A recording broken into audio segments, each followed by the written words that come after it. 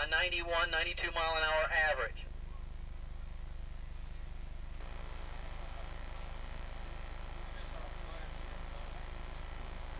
Here we go, about ready to go with the sidecar event, and away they go. They drop the green flag, and into turn number 1 they're going to go.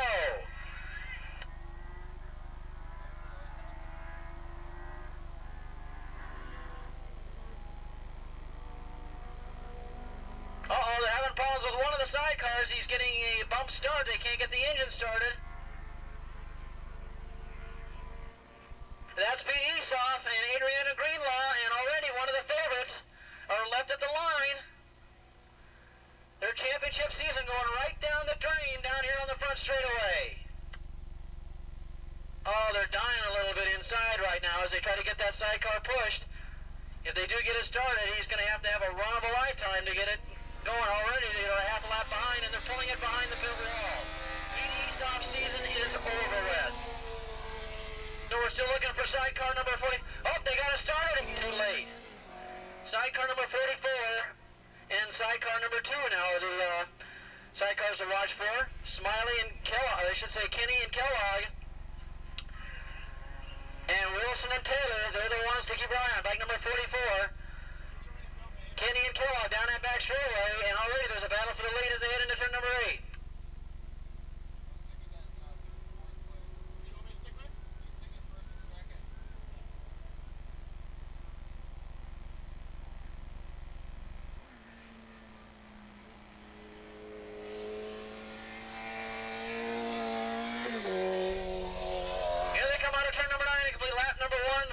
To go.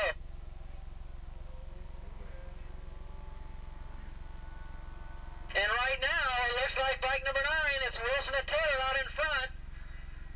Bike number 1 now goes into the lead. I believe he just took over the lead.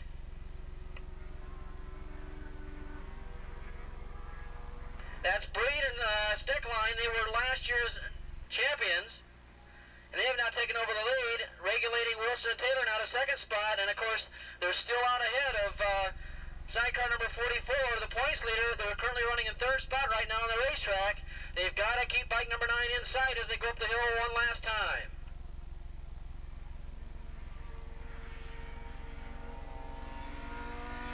We got a sidecar pulling off turn number 2 with mechanical problems.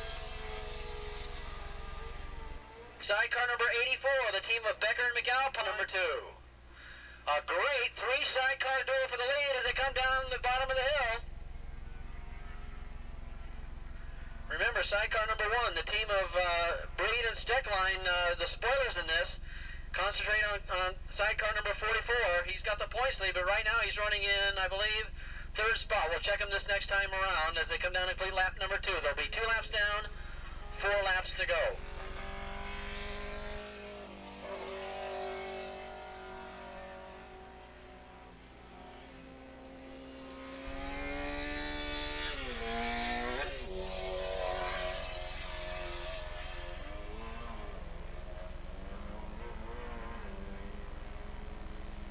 Still Wilson and Taylor.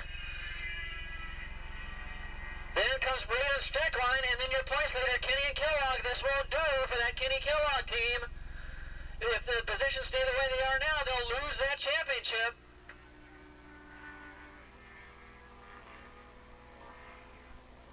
And look at this now, sidecar number 1 trying to make a bid for the lead as they go around turn number 2.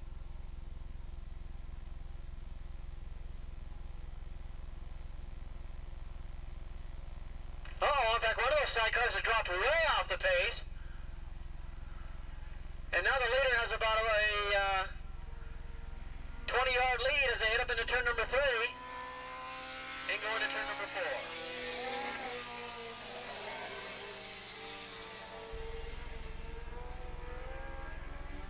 And wrong, but I think it's they're not going to have enough oomph to catch up with the leaders at this point.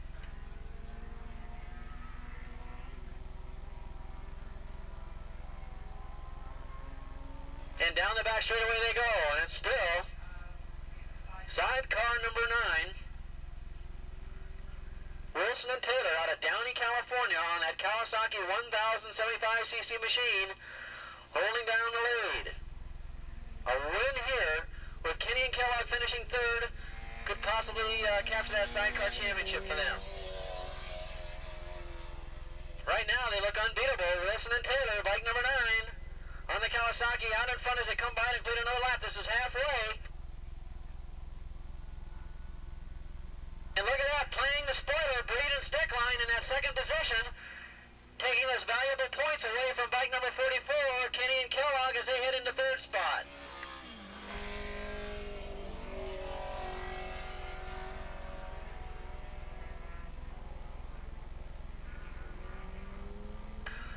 Once again, let's have Open GP, Formula 1, and Formula 2 up to the free grid, please. Open GP, Formula 1, and Formula 2 up to the free grid.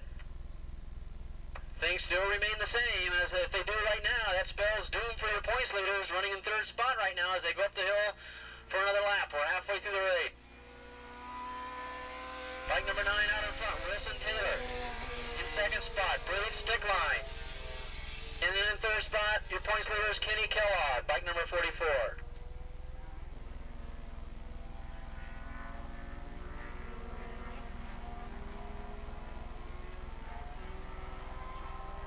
Look at this now, bike number 1, Breen and Stickline starting to close in on your leader a little bit as they go down that back straightaway. And it looks bad for the Kenny Kellogg team. They're dropping farther and farther back in the third, not making a challenge out of this at all.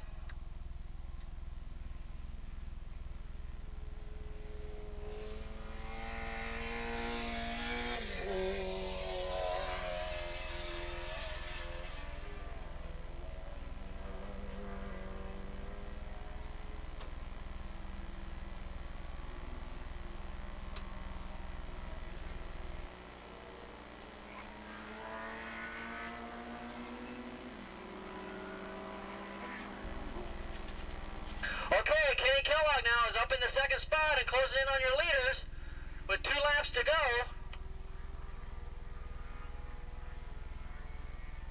So there's the situation right now. Your leader right now on the racetrack, if he can hold on to the lead, can win the championship. However, Kenny Kellogg, who are your points leaders, and second on the racetrack right now, trying to haul him in. And believe me, they're doing it. They're crawling all over him right now as they come up on some lap traffic. Going into turn number 3, they've got to slow way down, and it looks like 44 is in a great position to take over the lead. They're around the lap traffic. Oh! Like number 9 got it on in great shape at 44 down the hill, and boy, they've moved out to at least a 25, 30-yard lead with only 1 lap to go.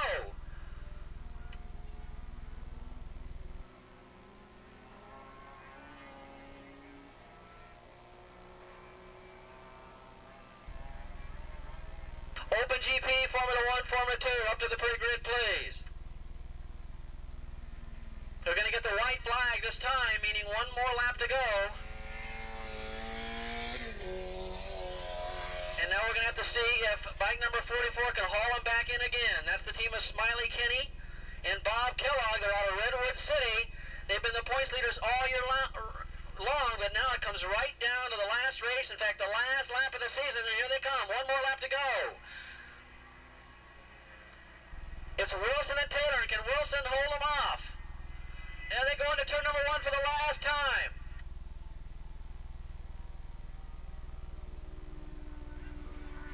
It is, they're holding him in. Here goes the pass. All they got to do is get around bike number 9. They've won the championship as they hit around turn number 2. He's following them through.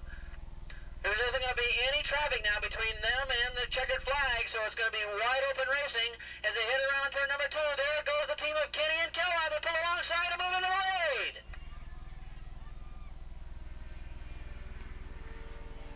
All they were doing is waiting for that white flag lap, and they've got it.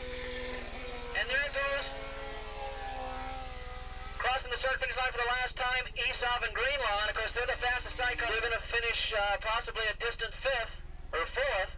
But it's not going to do them any good. They're out of the championship points for this year. Right now, your championship leader is cresting the bottom of the hill and coming down the back straightaway for the last time.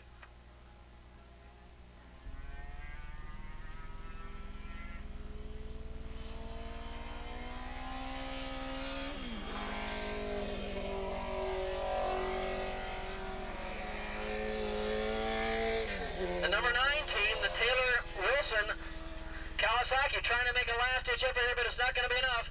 Bike number 44 coming out of turn number 9 for the last time. Here come your points leaders. They've been the points leaders all year long. Here they come down to get the championship. And they're going to get it. Sidecar number 44 with the championship in hand, and they've captured it.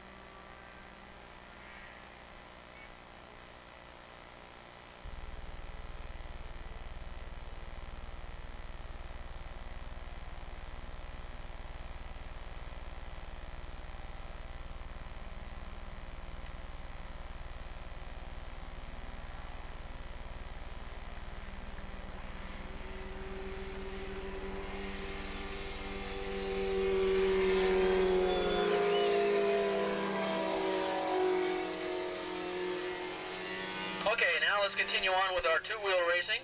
Underway.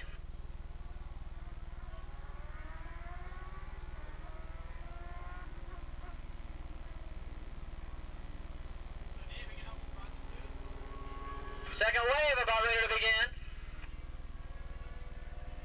This is going to be the Formula 1 class. Kenny Kopecky should be the favorite in this.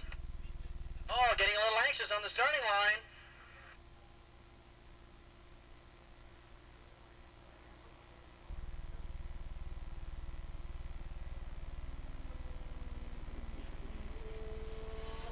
Somebody gets a bad start and drops way to the back, but they're going to horsepower themselves up into turn number 1 immediately, and Kenny Kopecky does.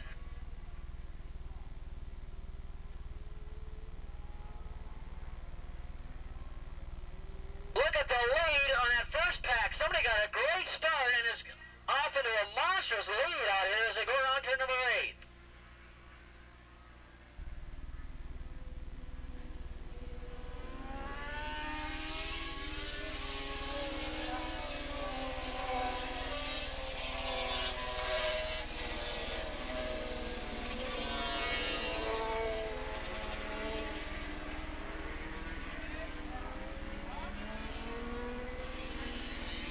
Bike number 995 off to a huge lead, and that is Eric Johnson on that big Suzuki, a big lead in that Open GP class, and of course in the Formula 1 category should be Kenny Kopecky. We're looking for him to come around here next, and he's gone by, and now we're going to be looking for Danny Coe in the Formula 2 class.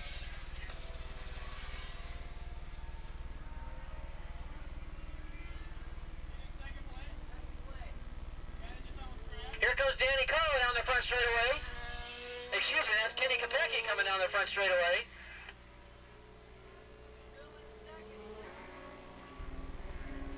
And here comes...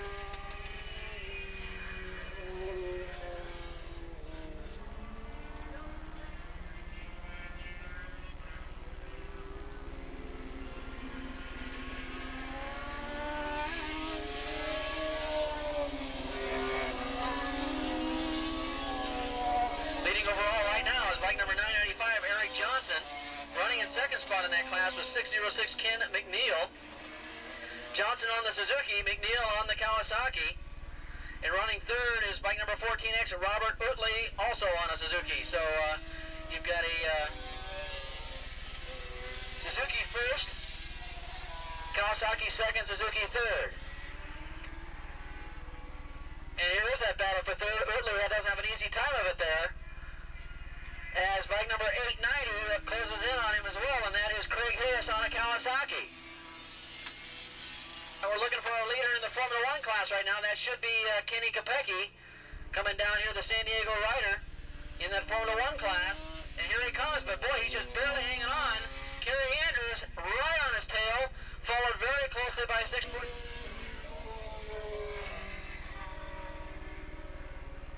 As that group now heads around between turn 1 and turn 2, and now we're keeping our eye on bike number 114. That's going to be Danny Coe. Here he comes by the start-finish straight. On that Phil Schilling Rotax, already opening up about a 5-second lead over second place. But boy, we got a terrific battle for fourth, fifth, sixth, and seventh place. Really battling it out as they head into turn number one. Well, they are trading places more than the New York Stock Exchange as they head around turn number one and into turn number two.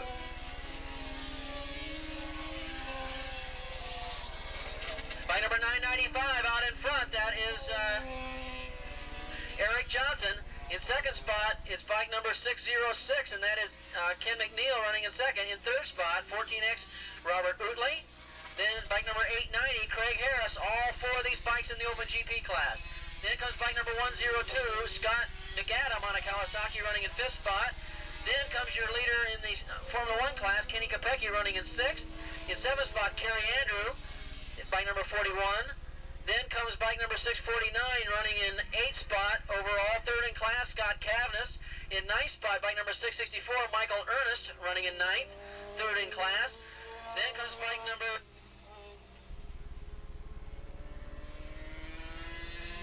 In 11th spot, John Gyers running in the 11th spot. Then comes Walter Nito behind him. Walter Nito way down in 12th position. And then in 13th position, it is Danny Coe. In fact, Danny Coe coming by the start-finish line one more time again with a 1:34.4 lap time. A 1:34.4 for Danny Coe, and he's about a 6-second lead now over second spot. Running second in that Formula 2 class is bike number 250, and that is James Henderson, who's been following the AMA National Circuit sparingly this year, but he has been on it and been doing quite well.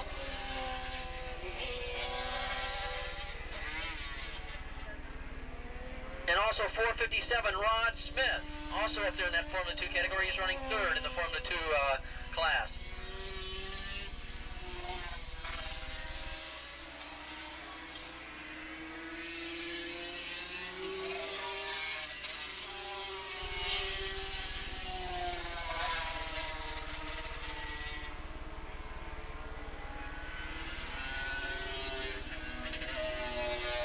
Let's call up race number 3 on the program, 750 stock production and open stock production. Let's get those bikes up to the pre-grid, please.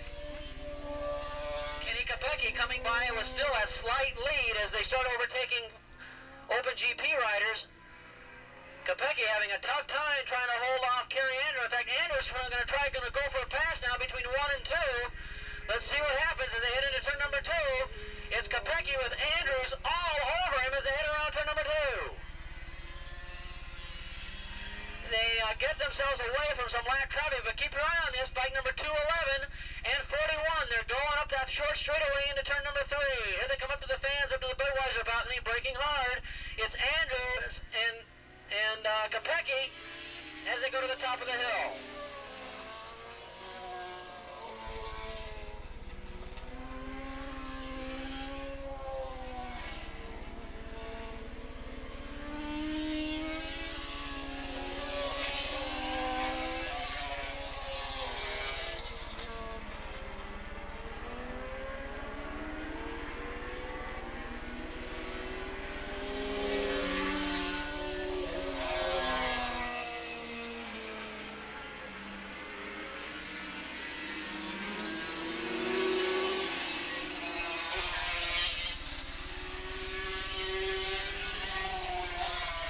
Kevin Clark, can you report to Maryland in the trophy room, please? Kevin Clark, please report to Maryland in the trophy room, please.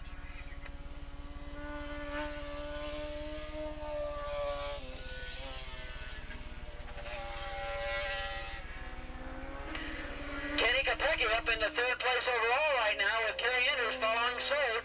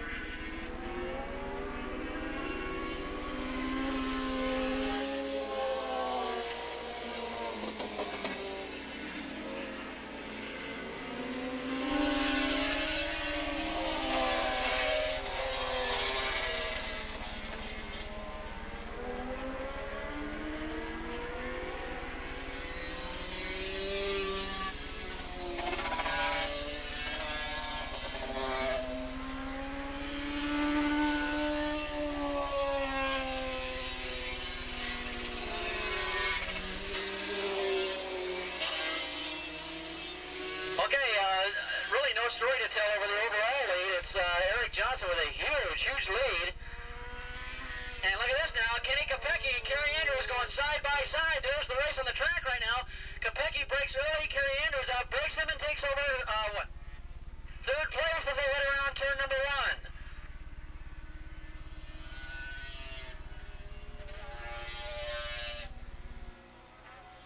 Scott Scaveness is also right in there as well. Scott Scaveness is just hanging all over Kopecky and Andrews as they go around turn number 2 and go up the hill. In that short straight between 2 and 3, and they break real hard now, and then all of a sudden Scaveness has joined that group. It's now Andrew, Kopecky, and Scaveness, and not particularly in that order as they go up to the top of the hill.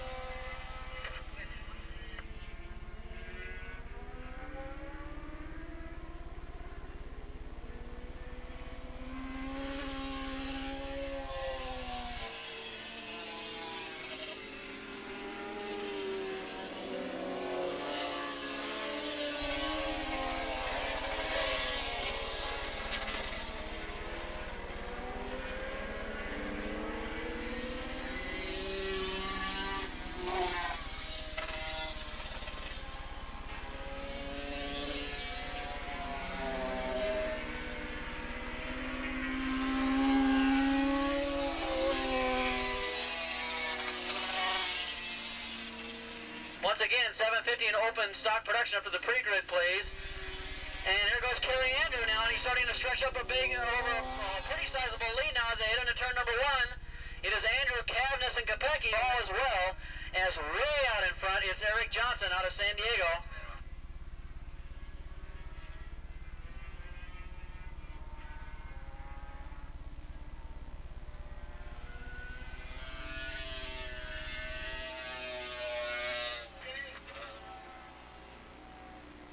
Okay, it looks like Danny Coe still leading in that Formula 2 category over bike number 250, and that is James Henderson running in second spot, and Rod Smith on the Yamaha running in third position.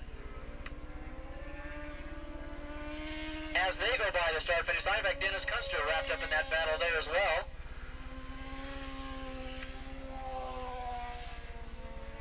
Eric Johnson goes by and gets the checkered flag. Believe me,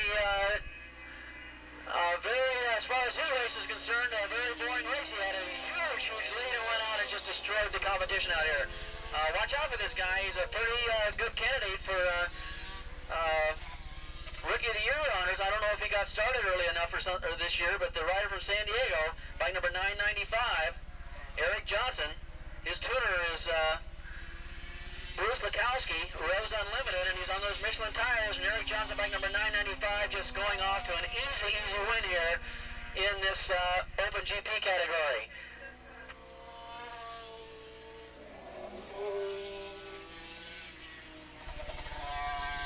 Okay, looks like Kerry Andrew gets in the way. They get the green flag, and away they go. Rounding out the field, William Buttress on a Suzuki, Ricardo Chiquet from Huntington Beach. Originally from New Jersey on a Suzuki 750. He's in that 750 class as well. Ricardo Chiquet, 472. Then comes 731, Jeff Crazen on a Suzuki. Bike number 222, John Cameron. Bike number 735, Kevin Clark out there, one of the AFM staff, the son of Kenny Clark. Bike number 489 is Tom Kopp on a Suzuki. Bike number 378, Dean Leone on a Suzuki. And bike number 51, he should be one of the favorites in that 750 class, out of Whittier, California. I believe this bike is sponsored or owned by Shelby Thompson, and Dave Langford is going to be the rider out there, the 27-year-old rider out of Whittier, California, and he's in that 750 class. So there we go. It's the 750 in open stock production class out on the racetrack right now. And the open bikes, first machines to get the flag off, as we got 4 or 5 riders already dueling for the lead as they go down that back straightaway.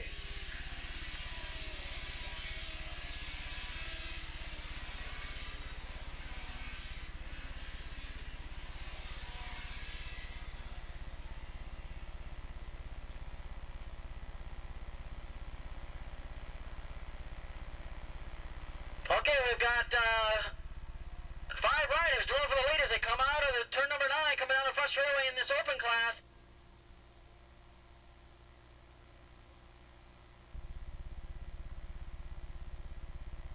It's Chris Stewart out in front. Doug Toland goes to the inside to take a peek at the lead, but doesn't quite manage to take the pass and slips back a little bit. And Stewart still holds onto the lead as they head into turn number 2. In third spot is Paul Vogel. In fourth spot, was Marty Siegel, and in 5th spot, Rob Reinen. So that's your top 5 in that open class. In the 750 class, it looks like it was, who came by in front? It could have been Richard Moore running up there as well as Ben Williams. And we'll have to check that out next time around. And James Dumais also running up there. So those are going to be your favorites in that 750 class, and we'll check them next time around.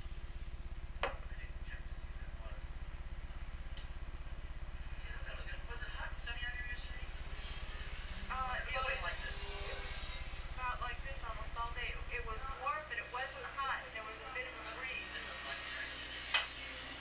378 coming into the pits, bike number 378.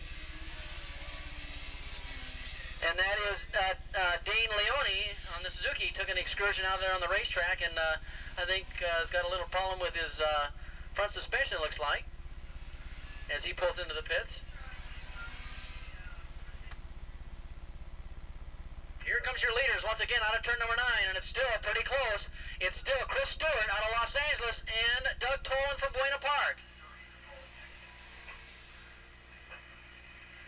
Look at this. We're going to have a pass for 4th spot.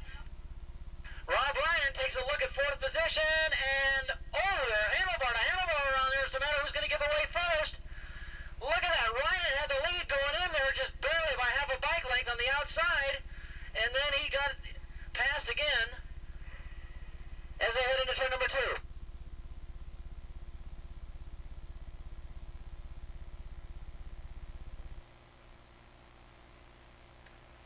Your leaders are going up into turn number 3 right now. They brake hard and then they swing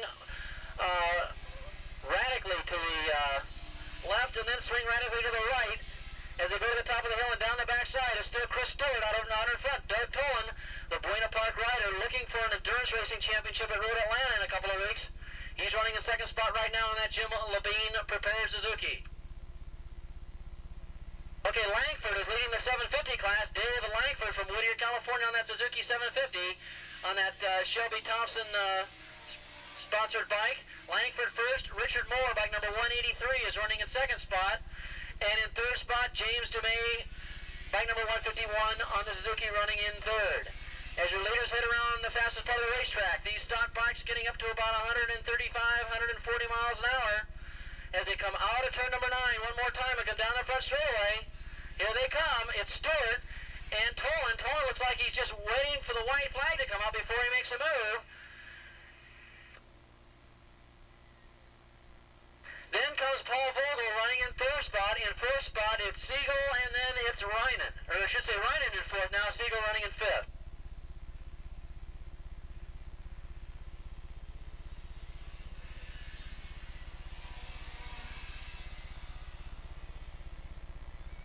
Look at this battle for the lead in the 750 class.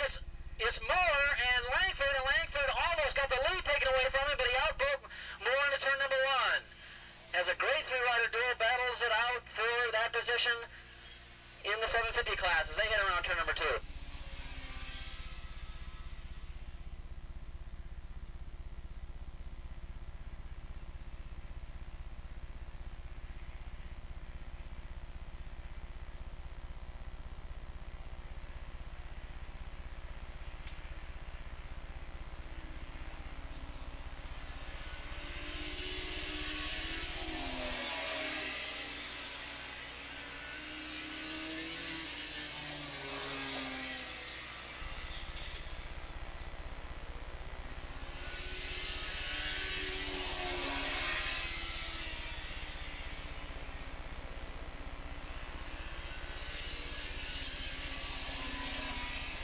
Okay, Chris Stewart starting to open up a little bit of a lead as they come to the halfway point.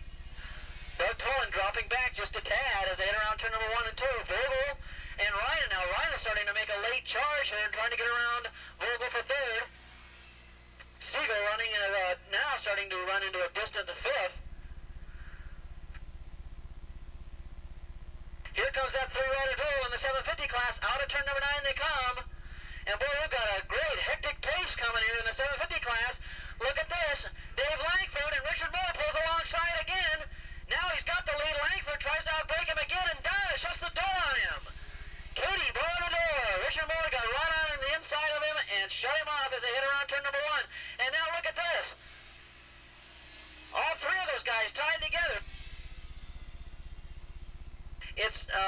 it's Langford, Richard Moore, and Dumais. And Dumais is also sitting right there in the prize spot. In fact, Dumais now gets a wheel in on second spot and looks the better of it. He says, no, I'm going to hold back a little bit. And those three riders now going up to turn number 3.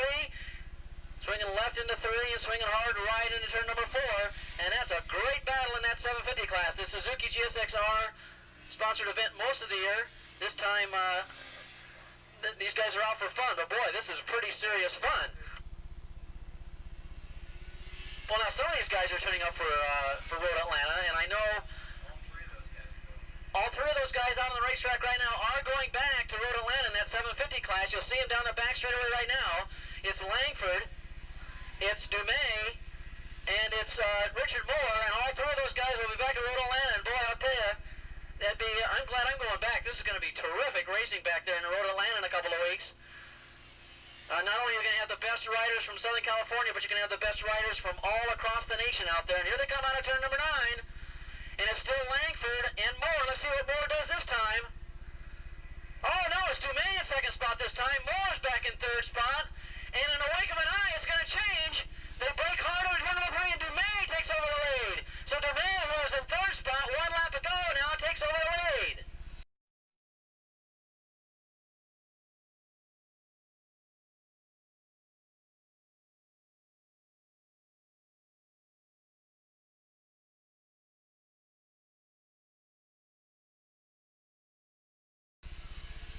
A terrific scrap for the lead in the 750 class as they go around turn number 2.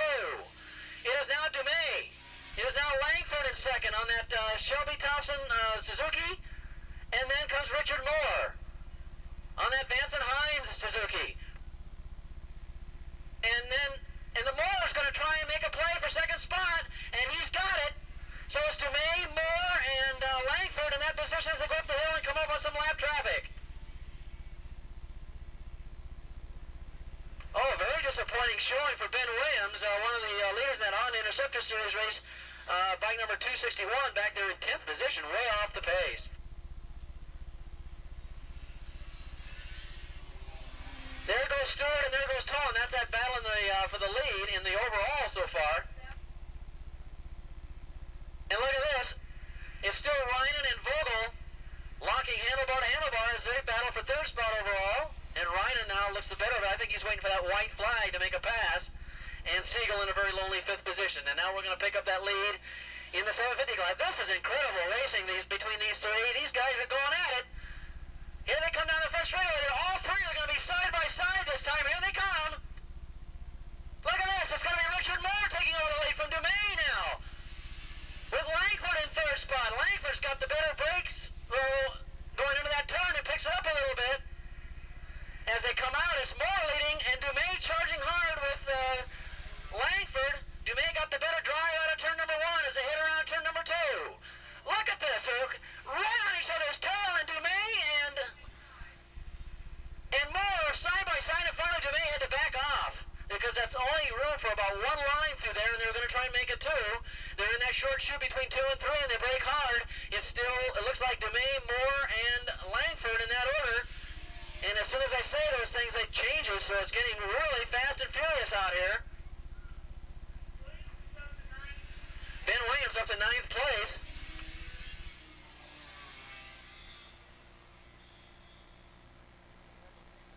Okay, 450 Super Street and 600 Super Street up to the pre-grid, please.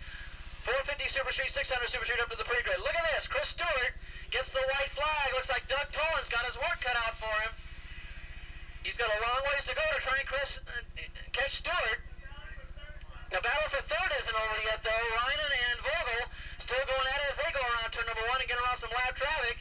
And let's take a look at turn number 9. These riders now know they've got the white flag staring them in the face. Here they come. It's going to be Moore, Dumais, and look at this. They're coming down here almost side by side. Look over each other's shoulder. It's Moore, Dumais, and Langford. Oh, we're going to have to keep our eye on this battle all the way around the circuit. Dumais goes to the inside. He outbreaks Moore into turn number 1, but Moore's got the better line. But Dumais holds him off, and Langford is right on the rear tire of both of them. Going around turn number 2.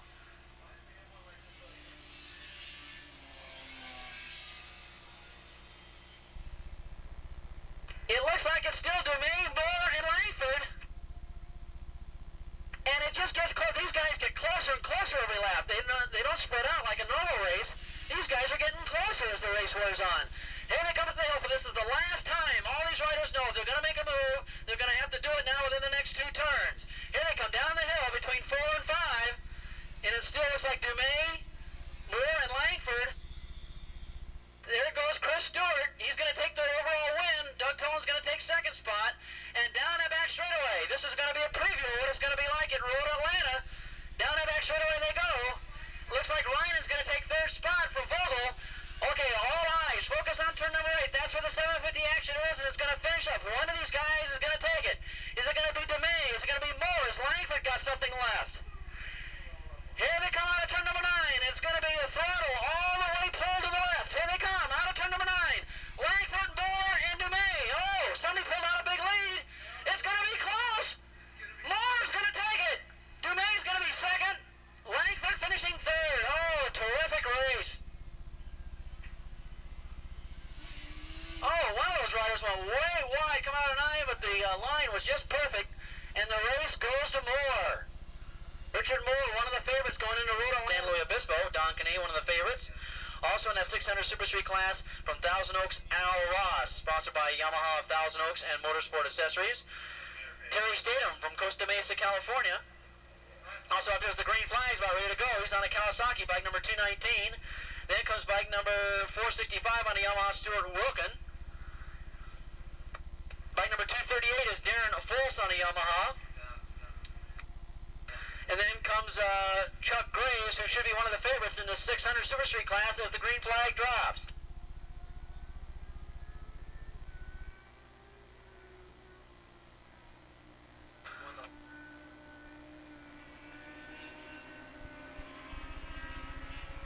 In the 450 Super Street class, we want to mention that the West German girl, Birgit Soyka, the 26-year-old rider from West Germany, out here on her Yamaha RZ350, the John Lassick prepared machine.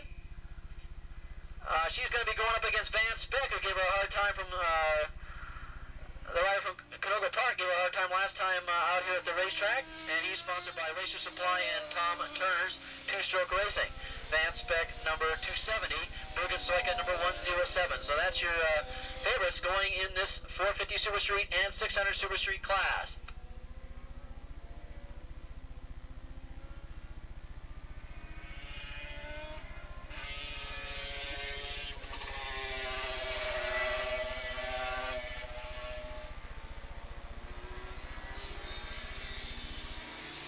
Birgit Soyka is going to be running in that Formula USA event today. That'll be her first ride in that Formula USA event.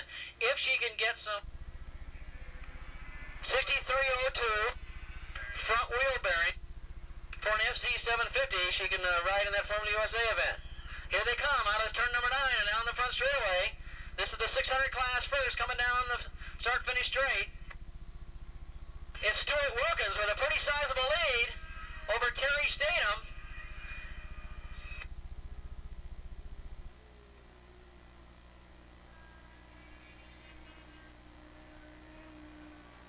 Jeff Hopner running on the Kawasaki, also running in there in third spot. So it's Wilken. Birgit Soyka leading that 450 class, quite a diminished class actually. There's only, 9 or 10 riders out there. Normally she's battling against about 18 or 19 of them, but we'll check her progress through the race.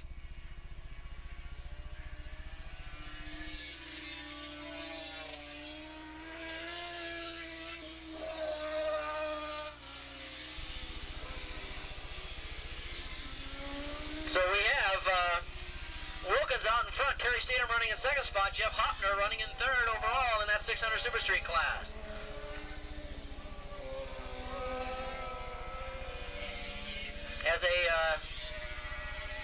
As the camera up here on the TV up here focuses in on John Lassick, a very concerned tutor right now in that Birgit Soyka crew in the 450 Super Street class, as we focus in now on the leaders going around turn number 8.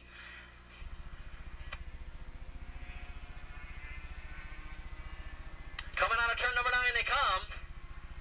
Head down on a big lead now for Stuart Wilkens as he looks over his shoulder and doesn't see anybody behind him. He's got a real big lead. 465, Stuart Saugus, California. His tutor is Gary Shoemake, sponsor Spec 2 and Burbank Yamaha. And he's got a big lead over Terry Statham, Jeff Hopner.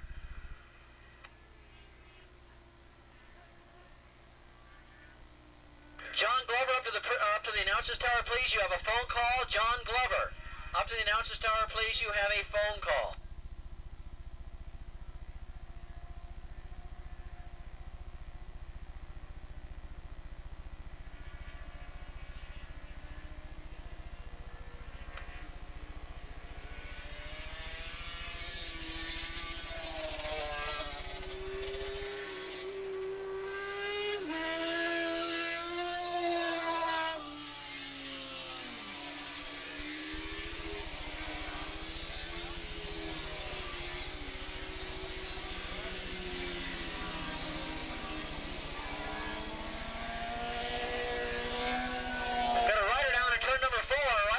Turn number 4.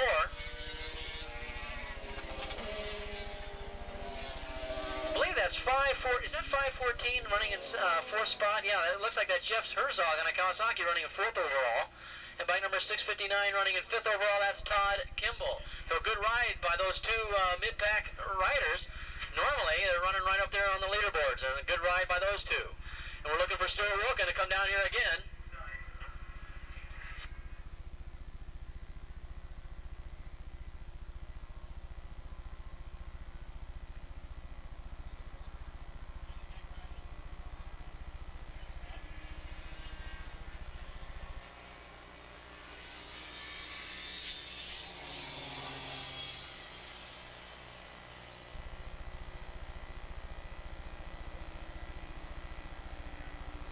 Okay, the rider down in turn number 4 was your rider running in 2nd spot, Terry Statham.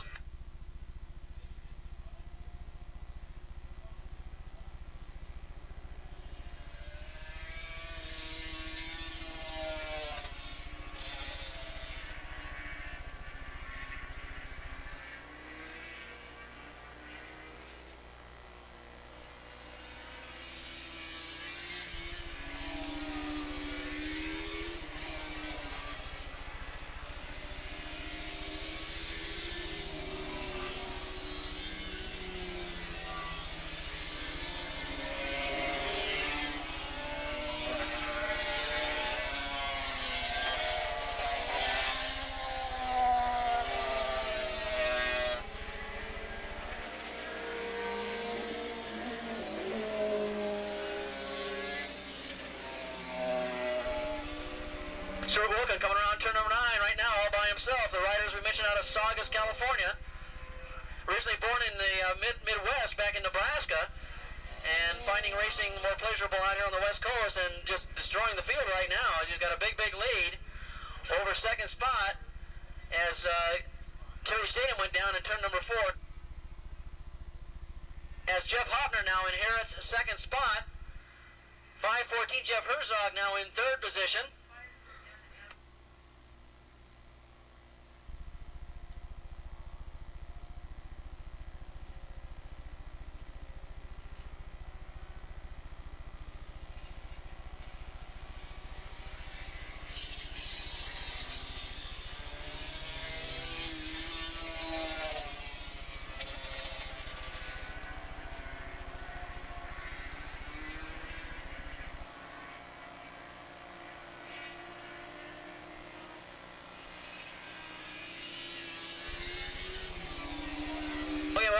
Bike number 103 leading the 450 Super Street class. Bike number 103 Birgit Soyka. She's bike number 107. She's currently running in 7th overall. And starting to pick her way through the bigger classes as bike number letter X comes by here very slowly. Lee Schertz on that Kawasaki having a terrible time mechanically, going real slow around here, going around turn number 1.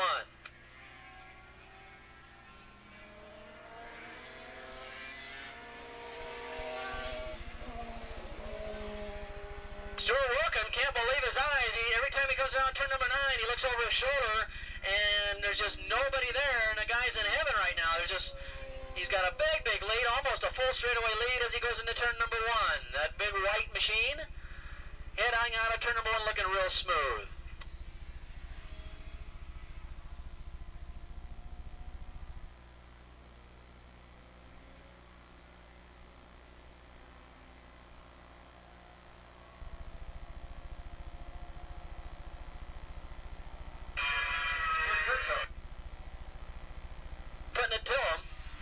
she's got a pretty big lead. In fact, this is the biggest lead we've seen her have all year in 450 Super Street Racing on that John Lassick tuned Paul Van Zyl owned machine as she heads around, circulates around this racetrack.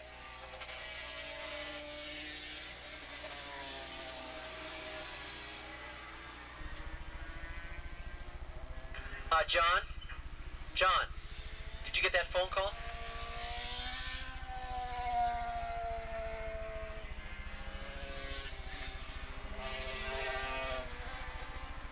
Okay, Stuart Wilkens with the big lead. Let's call up the next race.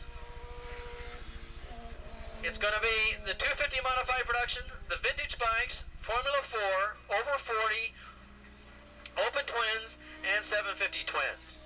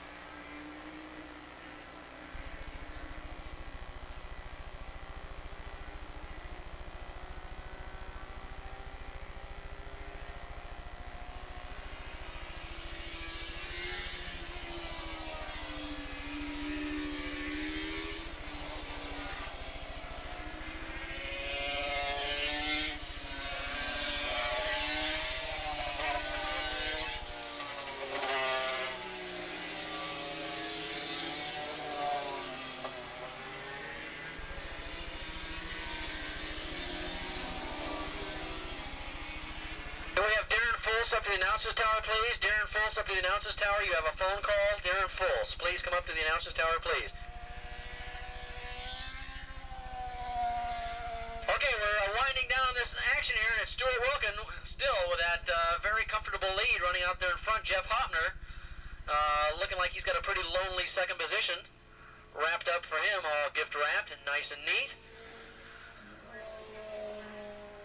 Birgit Soyka, as we mentioned, running easily in the lead in the 450 class. Looks like, is that Chuck Graves running in second in that class?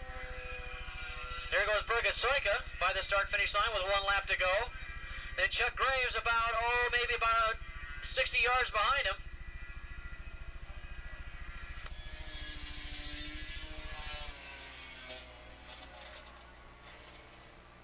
Once again, if we can have 250 modified production, vintage, Formula 4, the over 40 riders, open twins, and the 750 twins. Up to the pre-grid, please.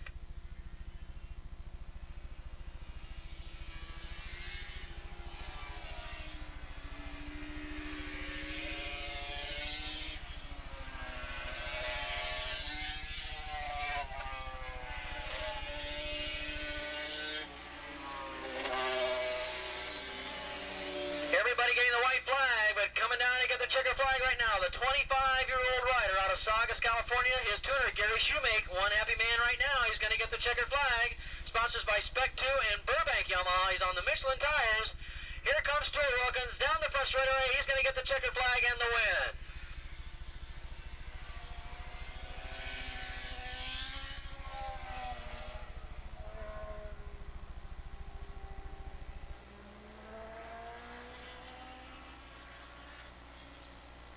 Second in the class, 5th overall. She passes Jeff Herzog right there at the very end and got 3rd overall. We just want to mention Nigel Gale. Evidently he competed in enough AMA Nationals this year. He was the AMA National Road Racing Rookie of the Year this year, so our congratulations to Nigel Gale, who I guess competes in Phoenix International Raceway a lot, right? Does he compete in the Phoenix International Raceway a lot now, doesn't he? In that little track over there in Phoenix? Did a lot of the Nationals, and of course he's out here on a Harley Davidson, so watch out for Nigel Gale, the transplanted Englishman, now racing over here in America.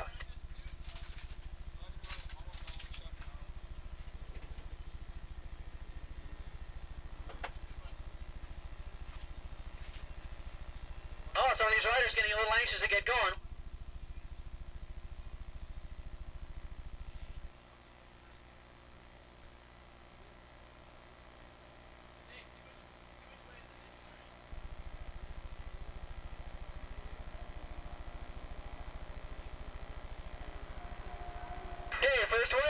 underway, and of course that's going to be the over 40 riders and that open twins class.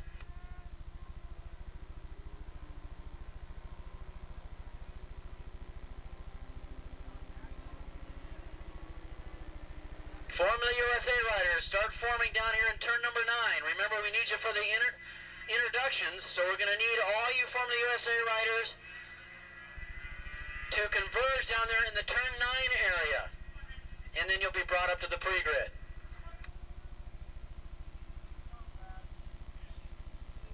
So all you Formula USA riders, let's get up to the turn 9 area. You'll be coming out of the area, out onto the track from the turn 9 area, so we can introduce the top 5 riders so far.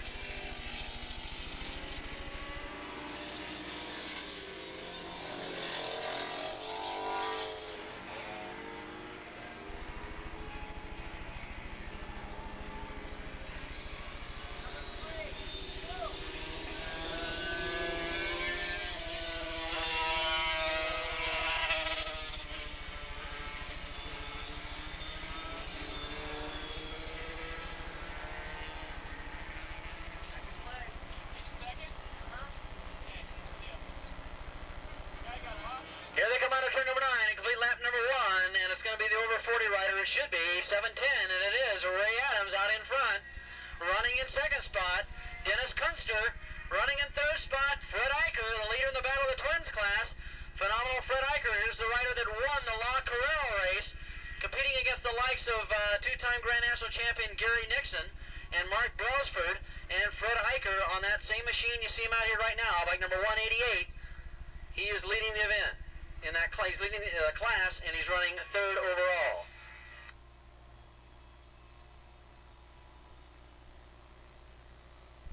Running down there in 6th position overall, bike number 26, that's Trevor Dunn. Then in 7th spot, 346, and that is Jim Smith on a Honda. Then in 8th spot overall, bike number 921.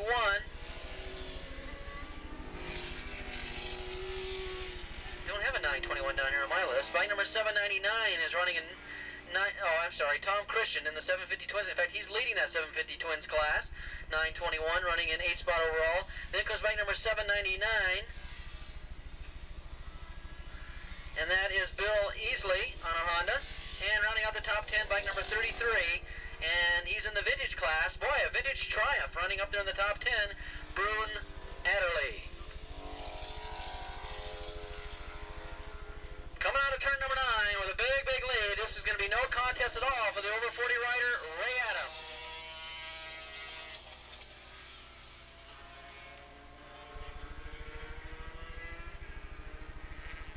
Custer running in 2nd spot. Eicher running in 3rd and closing in on your 2nd place rider. Look at this. Look at him go around turn number 1. Eicher can just pitch that machine devilishly into the turn number 1. However, he doesn't have the horsepower in that short chute between 1 and 2.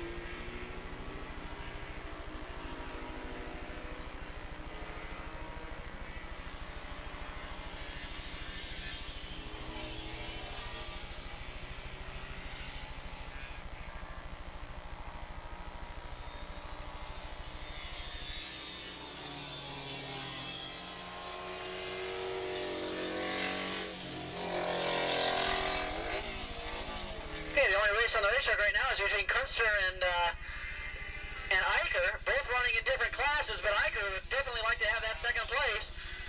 But he needs 2 more cylinders if he wants to do that. As Kunster on that 4-cylinder machine, Eicher leading the Battle of the Twins class, but making up a lot of real estate in the corners, but losing a lot in horsepower down the straightaways here. And of course, Willow Springs being a very fast track, it is shaped something like, well, it's not shaped anything like Road Atlanta, but turn-wise, a lot of the familiar turns, fast sweepers, that's what a lot of these riders are going to find at Road Atlanta.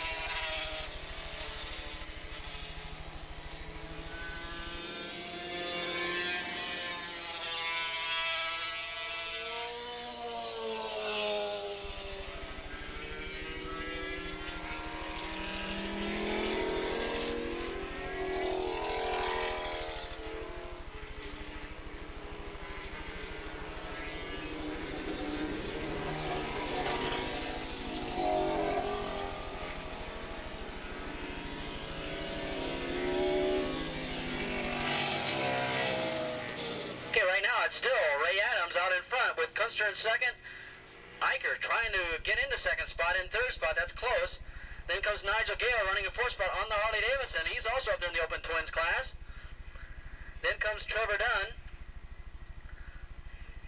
And then going down a little bit, let's look into that 250 modified production class. And it looks like Willy Sarzi has got the lead right now over Morgan Ross on the Kawasaki, but just barely, and that's quite a duel between those two Kawasaki's. Those 250 modified production events, Willy Sarzi with the lead in the 250 category as they hit around turn number 2. 715 and bike number 4, and it's getting pretty close as they swing their way around turn number 2 right now and work their way up to the top of the hill.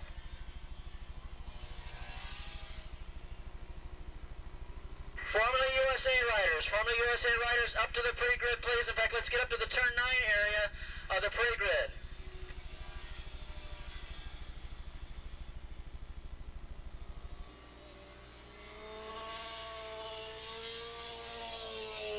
Ray Adams already starting to get into lap traffic.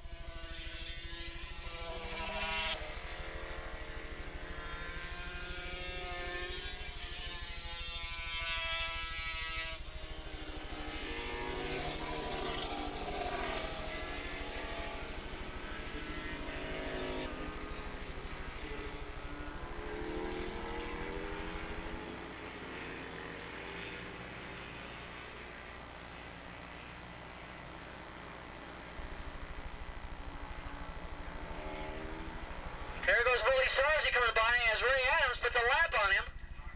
And he is just ahead of Morgan Ross.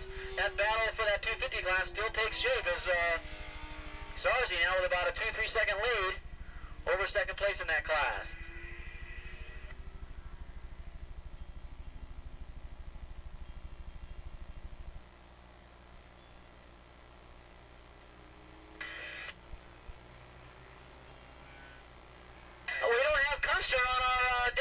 Bike number 220 on our lap charts. Evidently, Dennis Custer is mechanical up there in turn number 2, so Fred Eicher, instead of battling with him, will now inherit second position.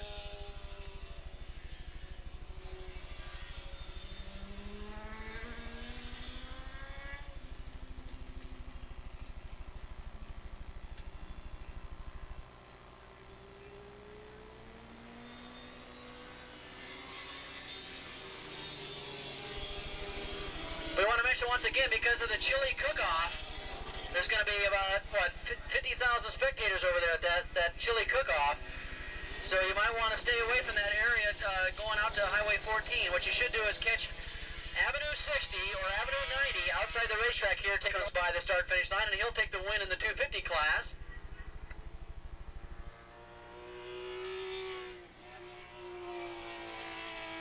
Evidently, we're going to have a few minutes at the end of this to kind of sort all this out and pick up all the bikes and the debris out here. But it's going to lead us. It's going to lead us into the rate. It's going to lead us into the Formula USA event quite handsomely. So we'll be back with you there for the start of that and the introductions to that race.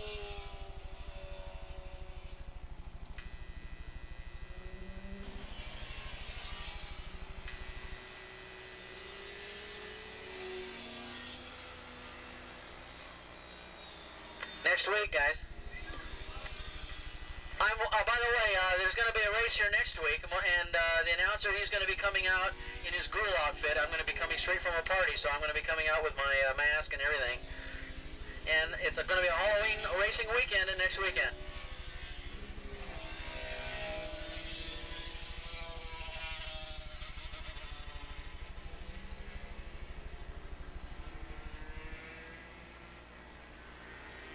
We're looking for Ray Adams, and we're also looking for the checkered flag, and we're going to get both right here in about 2 seconds. There's the checkered flag. Ray Adams gets the win. As it looks, we're going to look for Fred Eicher and see if he wasn't one of the riders that went down, because he was supposedly in second spot, and he disappeared from our lap charts up here, and we're going to check this out. A long delay, so it looks like Eicher is one of the riders that went down. Sarzi's going to take the win in the 250 production class and pick up $150. So Eicher was one of the riders that went down. 96, Nigel Gale is going to inherit the lead.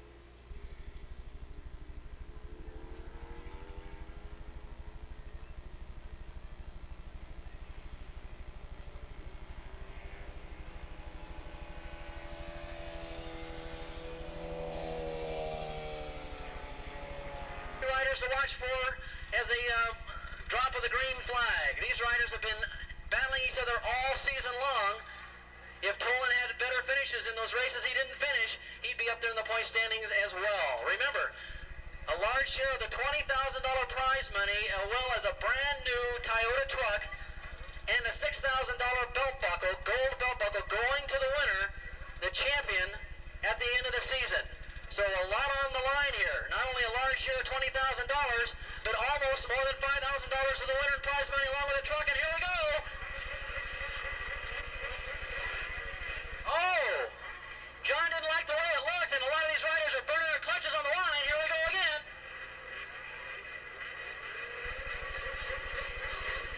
John not liking the looks of some of these guys. Are starting to creep forward, and some of the riders could be a little perturbed about this. They could be blowing their clutches up right on the line here, but John Rowley does not like what he sees, and he's going to penalize a rider. He's pointing to a rider to go back. He's been creeping up in front from that back row, and they're going to penalize him. All right, John looking the field over once again. Here we go again. The 10-second sign is up.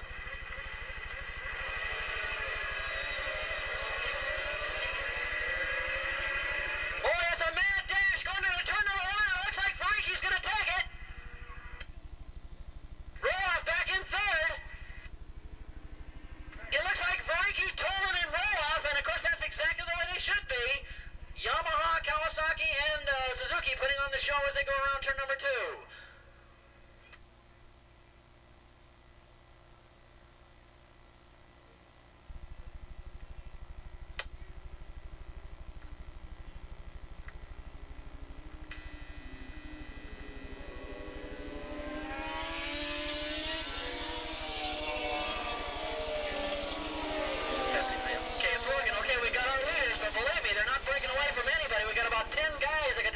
Right now as they come down the hill.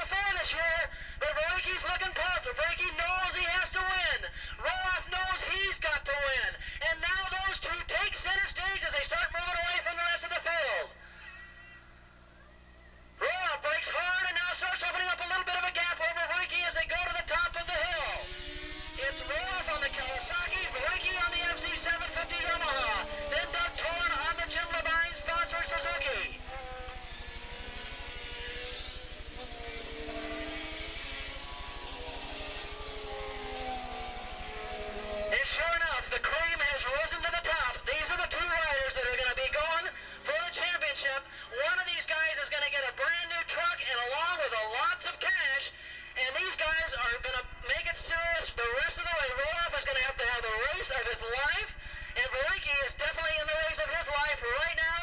And those two are starting to pull away from the rest of the field. It is Roloff on the Kawasaki, Vreeke on the Yamaha, and you're going to be witness to probably one of the best races of the year. Possibly the decade, and here they come. Yamaha and Kawasaki side by side. You can't get any closer than this. It's Vreeke on the inside, and Roloff shuts the door. 129, 101 miles an hour on that last lap.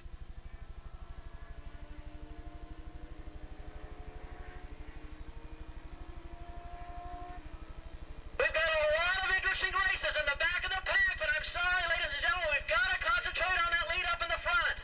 We're going to try and get a top 10 standings for you if we can in the next couple of laps. Right now it's Roloff, and what he hasn't done all year long is keep Vreeke at bay. He's had little nitpicking problems all year long with his rear end and with his rear tire, with some shocks. He hopefully has got his act together today, and he'll have no mechanical problems today. He's got to hold off Vreeke. Vreeke looks like he's trying to just more or less stick with Roloff until the last lap. We're going to find out. Oh, hang on to your hat. We're in for a great race, and Toland now slipping back into third.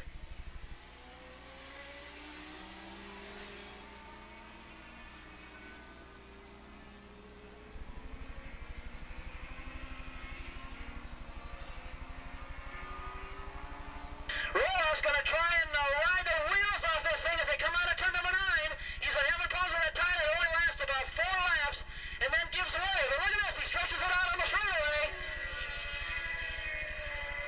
Vreeke takes a peek at this lead on the inside, but he's right now willing to follow Roloff around. It could be that maybe he's waiting for Roloff's tires to wear away.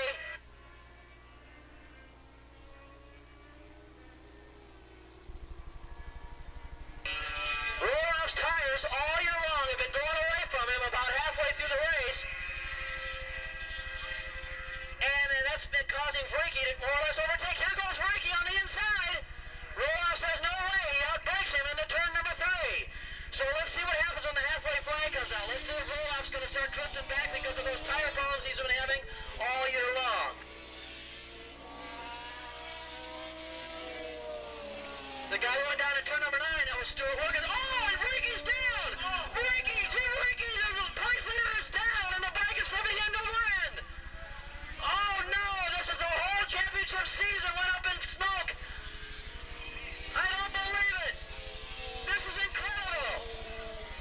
The New York Mets magic has just touched Earl Roloff.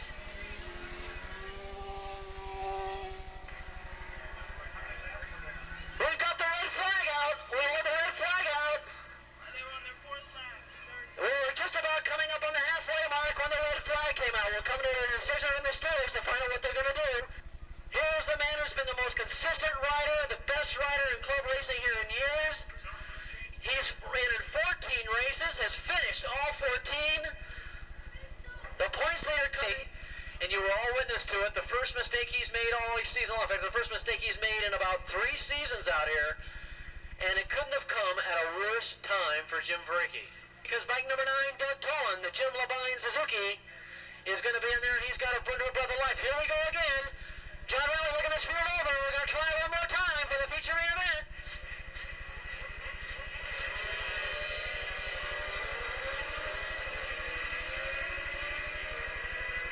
And there goes that thundering herd into turn number 1. Earl Roloff's in 3rd place. Remember, a win here will put you 4 points ahead. A 2nd place finish will have him tied with Vreeke going into the last round. They go, oh, some of the riders go real wide up into the marbles going around turn number 2. And we've got 2 bikes going side by side as they head up the hill between 2 and 3. It could be Doug Toland in that group, and it also could be, it looked like Kopecky with a good start. I'm not sure who that was. Anyway, they're going up into turn number 3 right now on Roloff. Bike number 2, that's the rider to keep your eye on. He's been reprieved. He's going to be in a race with Vreeke. He's not involved in it. And right now he's running in 3rd. I'm sure he's probably going to wait till he gets on the straightaway before he opens up the power a little bit. Remember, he's got to take things easy because because in about 4 laps, the tires are going to start going away. And yet he can't afford to let that rider in the lead right now get too far ahead as they go down the back straightaway. And it looks like that's Doug Toland opening up a big lead on that big Suzuki of Jim Levine.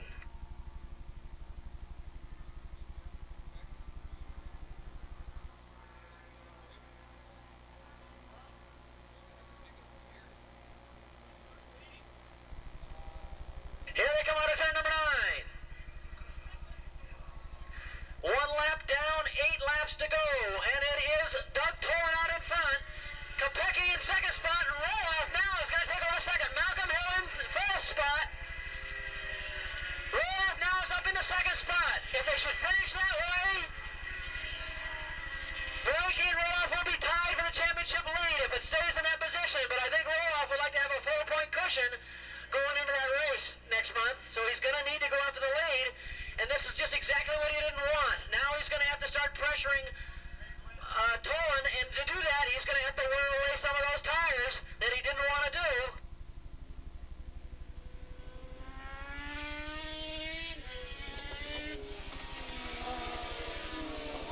Toland's opened up a pretty sizable gap.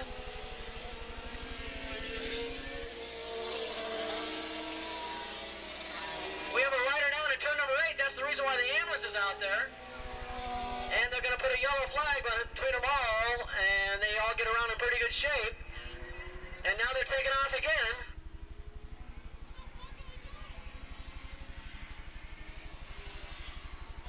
Well, I don't know what you're going to look at. We've got a terrific race out here, but we also got a bombing run by these planes out here. They're bombing the other side of the mountain. Gee, maybe we've got a red dawn out here and we don't know it. Okay, here they come out of turn number 9. And it is Toland. So now what's Roloff going to do? He's got to start wearing his tires down. He's going to have to start going after the leader. Malcolm Hill in third spot. Kopecky in fourth. Stewart in fifth position. 131 lap times for Roloff. That's a 99-mile-an-hour average. That's not going to be enough. He's going to have to start motoring a little quicker. And if he does, the tires are going to eat him alive. He's got to catch Toland. I mean, he's got to catch Toland if he wants to take the lead in the point standings. And Toland looking for his 3rd win of the year, and of course if he wins it, it'll pick up 20 points for him and more or less lock in 3rd position, and there's a lot of cash involved in that. But Toland, remember, can come up with his 3rd win of the season. In fact, Toland would be right into that points chase as well if he had some more consistent runs. But remember that one time he was running up there with the leaders, and Toland collided in turn 3, and he's had some other problems all season long. But Toland, always a factor on that Jim Levine Suzuki. Hasn't been this year because he's won 3 races, but he hasn't done well enough in all the others. But right now he's got the lead, and Roloff is inching closer. Ball tires or not, Roloff's just going to go balls out to the wall the rest of the way.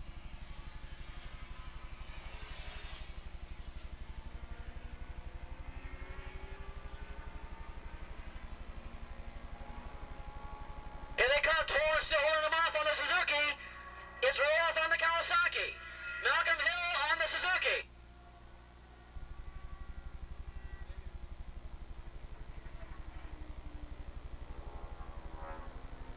Got some terrific middle pack racing. Oh, look at this. From 3rd spot, 2 riders went off the track and went way wide.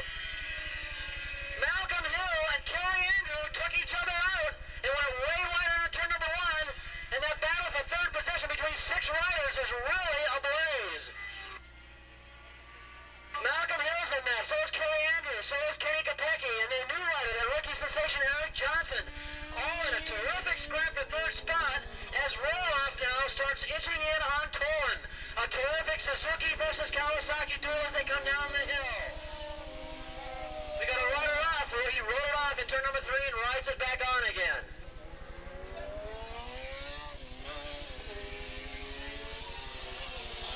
Roloff did a 129.5 on that last lap, which is 101 miles an hour, and is really starting to get his act together as he goes down the back straightaway.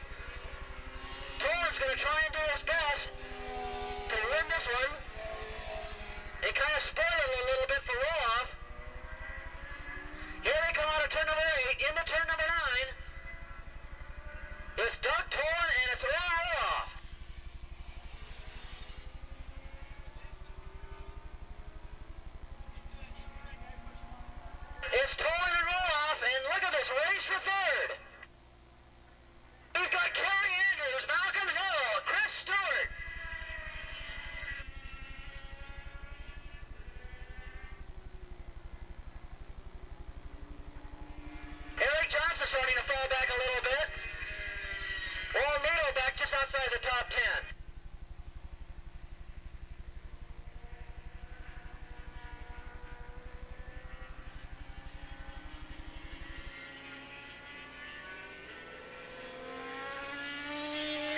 go between 3 and 4. You can just sense it. You can sense that Roloff maybe stalking Toland for a couple laps, trying to find a way around him.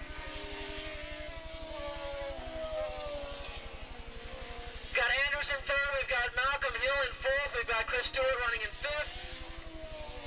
Larry Short's running in 6th spot. We've got Curtis Adams running in 8th spot. That's Eric Johnson in 9th. Here goes Roloff. He tries to make a move on him in turn number 8 and has to back off. And Kentucky rounding out the top 10. We're going to see a move this time around. You watch and see if he gets into the draft. It's Toland holding on to the lead. They come out of turn number 9 and now into the draft they go. And it looks like Roloff's going to take him down the front straightaway. He's into the draft. Here goes the pass. He pulls alongside of him. They're side by side. Who's going to outbreak who? And at turn number 1, it's Roloff. Roloff takes over the lead with a 1:29 lap time. We've got Stewart and Andrews and Malcolm Hill in an absolute roar. They're using, instead of swords, they're using handlebars to fight each other off in 3rd place. Roloff's got the lead, but Toland's not going to just give it to him. As now Toland tries to outbreak Roloff going into 3 and finds himself better of it. Backs off a little bit, gives Roloff a little bit of a lead as he heads up between 3 and 4.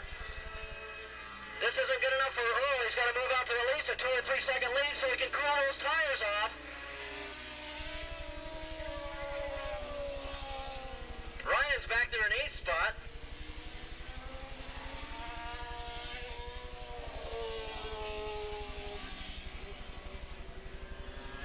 Down the back straightaway they go, and that big Terminator Kawasaki, the horsepower starts really to show as Roloff muscles that big machine into turn number 8, going about 160 miles an hour.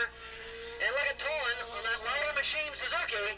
Starts to close in a little bit on him as they come around the fast, swervy sections as they come out of turn number 9. Let's see now if Toland can get into the draft and hang on to him as they come down the front straightaway. Roloff's brute power is enough to hold on to it. He's backed off a little bit, 130. Look at this. Toland climbs over his rear tire.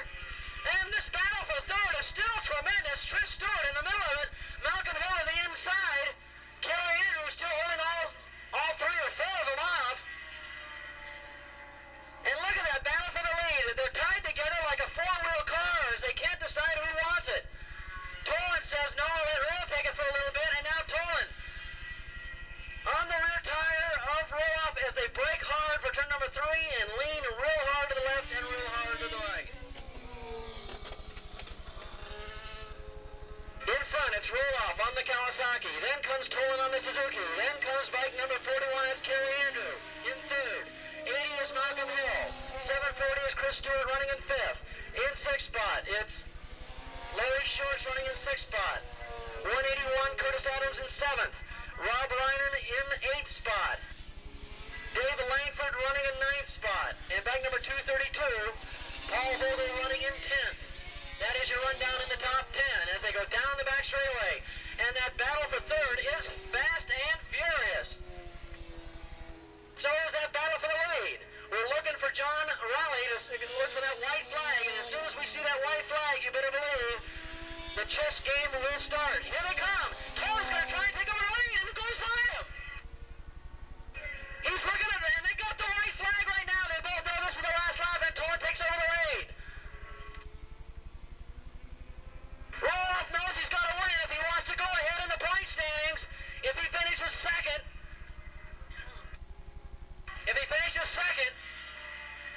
he will be tied with Vreeke with 1 month to go, and it'll be a big finale for that race. One of the best races of the year. We'll be looking forward to it. Look at this. Roloff's got to make a move now on Toland. Into 3, he's not going to do it. Toland's holding him off on the Suzuki. As we mentioned, Toland could be the spoiler here. He can spoil Roloff's day with a win. Toland looking for his 3rd win. Roloff looking for his 3rd win. But more importantly, his share of the points lead if he can get around Toland. He's only got about 10 feet to do it. And here it is. Ladies and gentlemen, look down the back straight away because these guys from here to the checkered flag are going to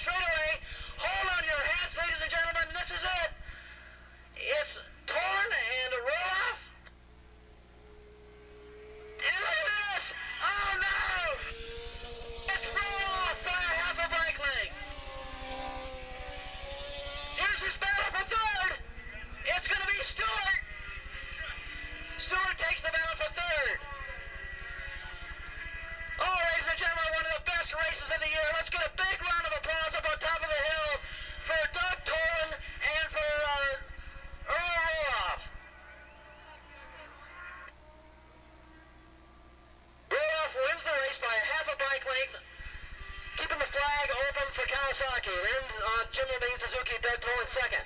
Then came Chris Stewart. In fact, we want those three in the winner's circle. We want Roloff, Toland, and Stewart in the winner's circle, please. The fourth spot was Kerry Andrew, then Malcolm Hill was fifth, Curtis Adams sixth, Larry Shorts seventh, Eric Johnson was eighth, the rookie rider, then Rob Lyman ninth, and Langford 10th. And the first part of this year, he was more or less a mid-packer, but he's been, thanks to Cycle City and Kent's Auto Trim, and to his tuner Tom Houseworth, he's got himself up there in the leaderboard, and that's Cal Rayborn III, bike number 138X, as they've got the green flag and the 600 stock production bikes make their way into turn number 1. Ooh, we've got handlebars touching over there as they go in their 3 and 4 abreast, sort themselves out and head into turn number 2. Oh, the 400 bikes take off. Mizdal looks like he's going to get the jump on the field and take the lead into turn number 1. Dean Mizdal has been winning this race all year long. And look at this, going out with him, Bill Donovan, we're sure of it. That'll be bike number 142 and 700. Mizdal and Donovan, and they should be battling each other once again in that 450 stock production class.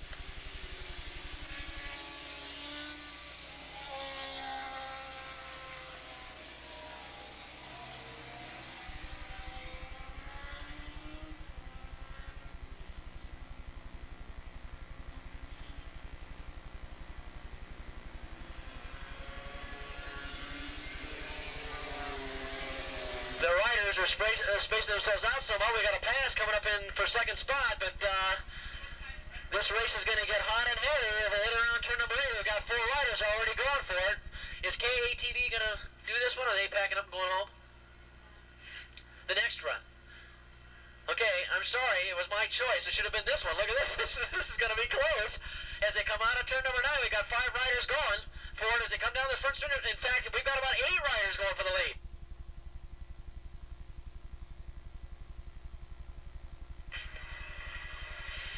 David Neal out in front, Richard Moore running in second spot. Mike Graves on the Yamaha running in third. And Chuck Wyckoff running in fourth. And believe me, that was only half the field that was battling for the lead as they hit around turn number 2. And as we predicted, Mizdal and Donovan battling it out for honors in that 450 class, with bike number 377, David Roberts running in third, and Willard Ivins running in fourth.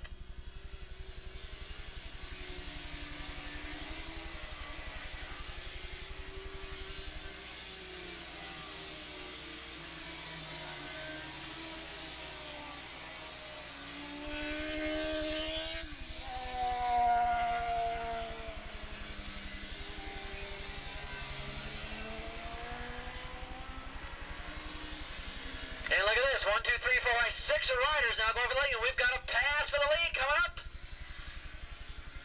As it looks like Moore might have taken over the lead. On second thought, that could be 260. That was probably Michael Graves taking over the lead. David Neal in those distinctive blue leathers.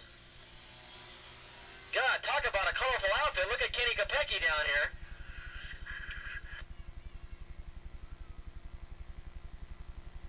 And here come your leader. That was Cal Rayborn that took over the lead, and Richard Moore says, no, you're not going to take it. He outbreaks Cal going into turn number 1. Oh, they almost touched front tire to rear tire. Rayborn went to the inside and took over the lead from Moore. Oh, I don't think my voice can take any more of these races.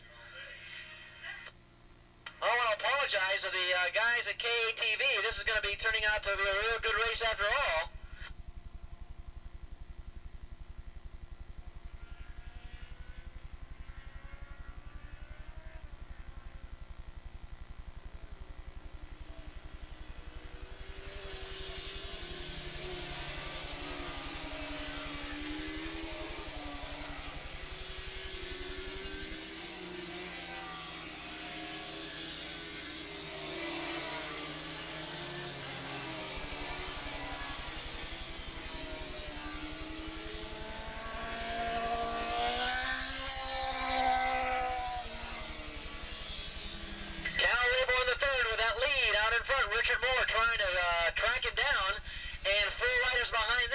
to shoot them out of the sky as well as they hit around turn number 8, the fastest part of this race circuit. They get up to speeds of about 120, 125 miles an hour.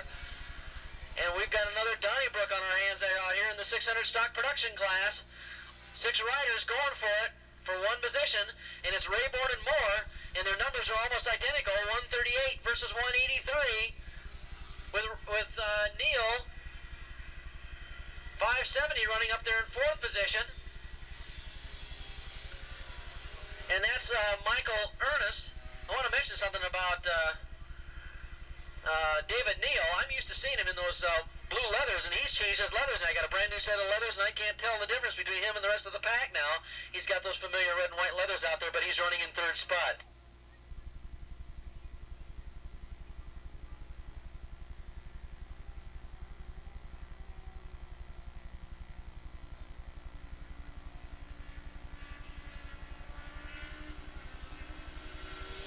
Your leaders, all 6 of them heading up between 3 and 4. Mizdal and Donovan still holding down 1st and 2nd with David Roberts hanging close in 3rd in that 450 class.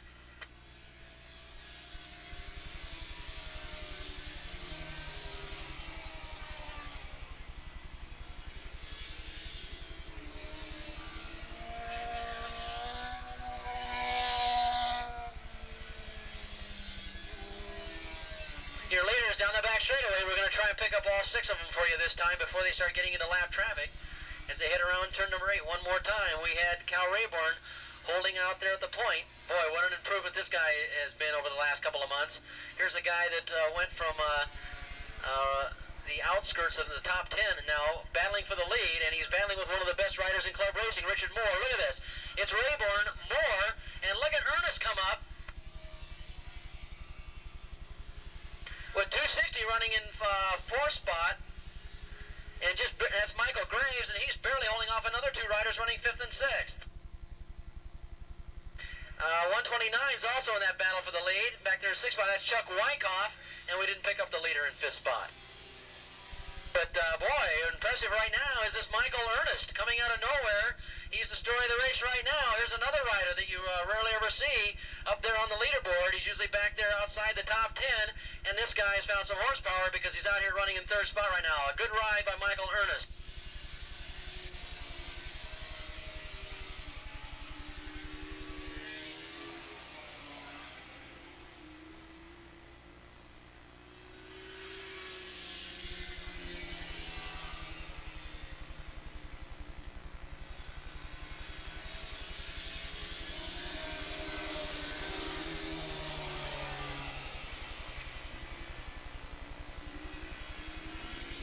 Donovan's going up on Mizdal.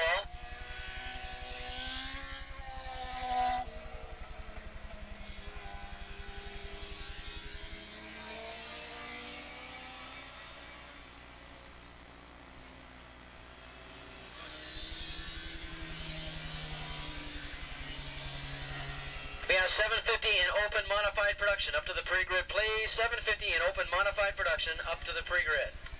Rayborn now starting to stretch it out as Ernest now has taken over 2nd from Richard Moore. Moore doesn't like that, goes to the inside and out breaks Ernest and takes the over 2nd spot. As they exit turn number 1, he goes wide and Ernest comes right back, and they're side by side going into turn number 2. A terrific 2, 3, 4 rider scrap for 2nd spot as they hit around turn number 2. Rayborn now starting to fight his way clear of that battle that's taking shape in that position for 2nd.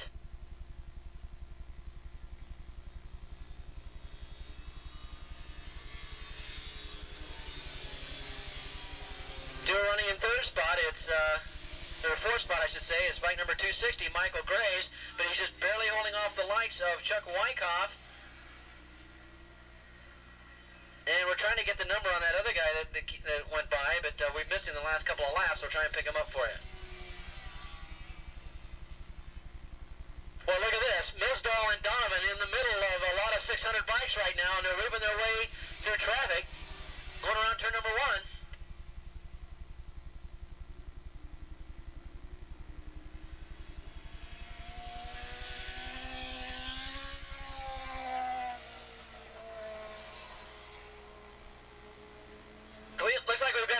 on this. It looks like Roberts in that 450 stock production class, bike number 377, David Roberts now has taken over the lead from Mizdal and from Donovan.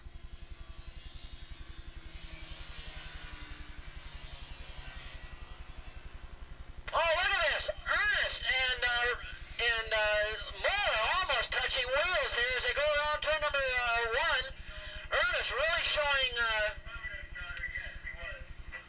some huevos here, going around between 1 and 2, and going into turn number, heading into turn number 2 right now, up amongst the leaders.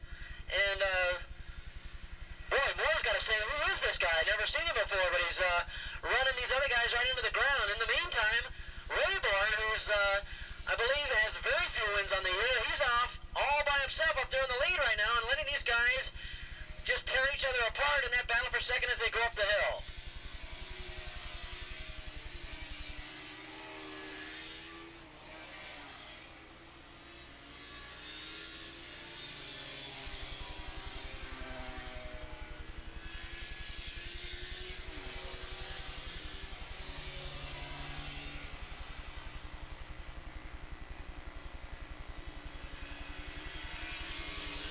Okay, it's still Mizdal and Donovan. With Roberts now in third. He must have lost a lot of time during traffic because Roberts was right up there in second spot and now he's dropped back to third. It's Willard Ivins in third spot now.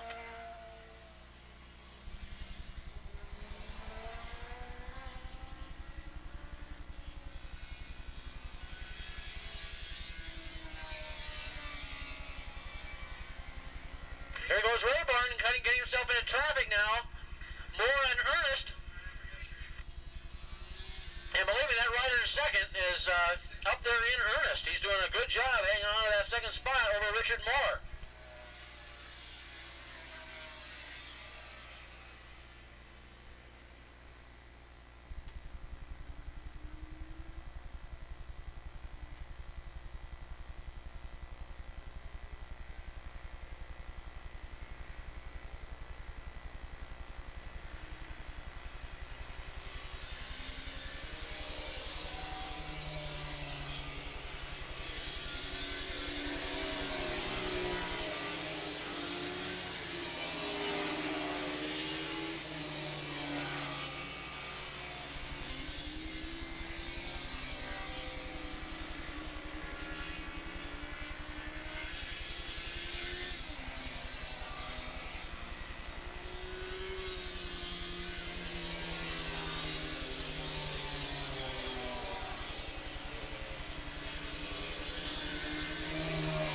Mizdal and Donovan coming by the start-finish line with the Roberts, or I should say Ivins in tow and Roberts back there in fourth. We're on the white flag lap. This is it. Let's check that battle out for second spot. Cal Rayborn's going to come down. If this isn't his first win of the year, it's one of them because this guy rarely wins. But Roberts coming down, Rayborn coming down to get his first win, and he's got it. Here's the battle for second. Ernest is going to take Moore by about half a bike length. Finishing fourth, unofficially will be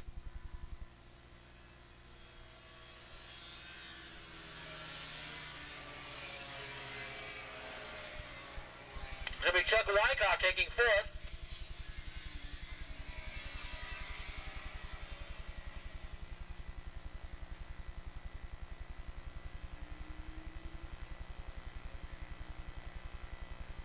Okay, we want to check that. That was Mike Graves that finished third.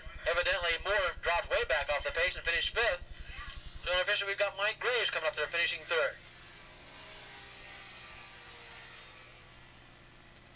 Suzuki of Glendale, he'll be on Michelin tires, and he's also sponsored by Vance & Hines in Sunland. He should be one of the favorites. James Dumais, bike number 151. Along with him,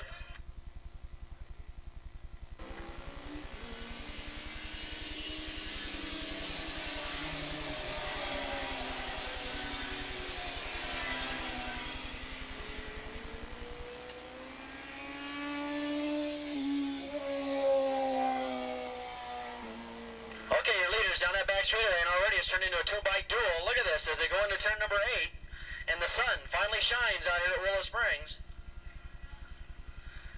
They come around turn number 9.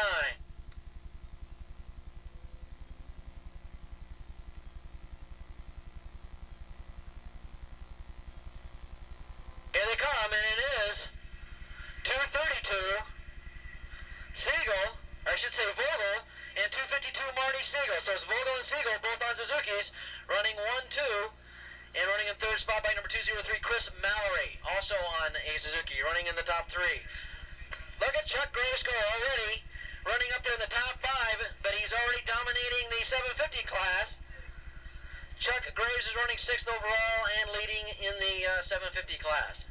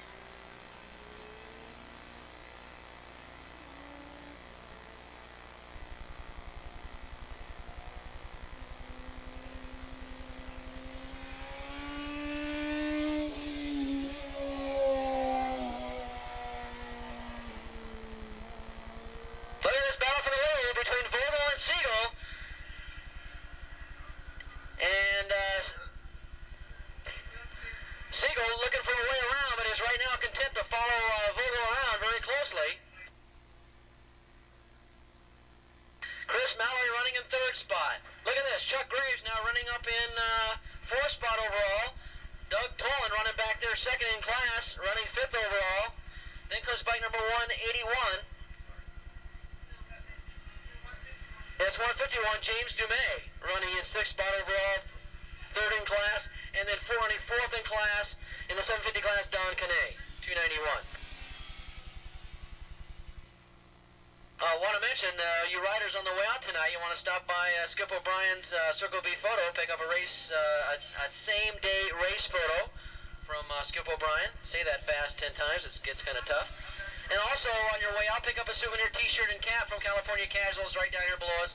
Both Skip O'Brien Circle B photo and California Casuals in these prefab buildings right below the announcer's tower.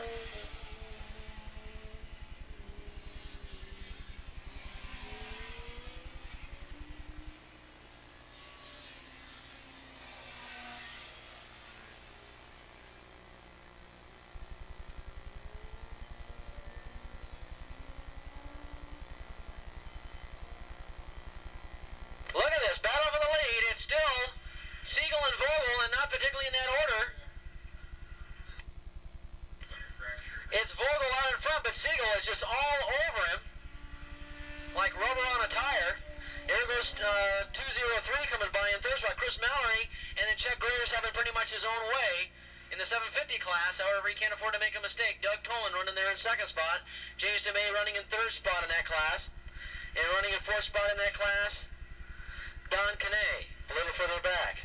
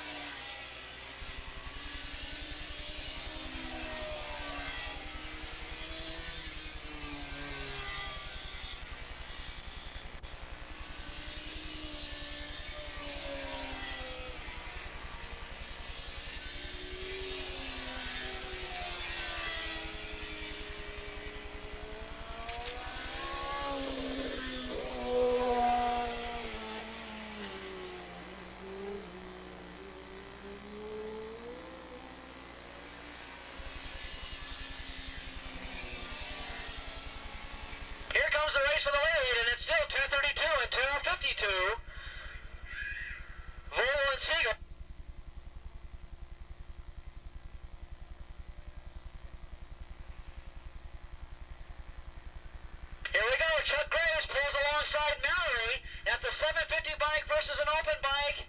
And out breaks him into turn number 1. Chuck Gray's just smoking that rear tire going around turn number 1.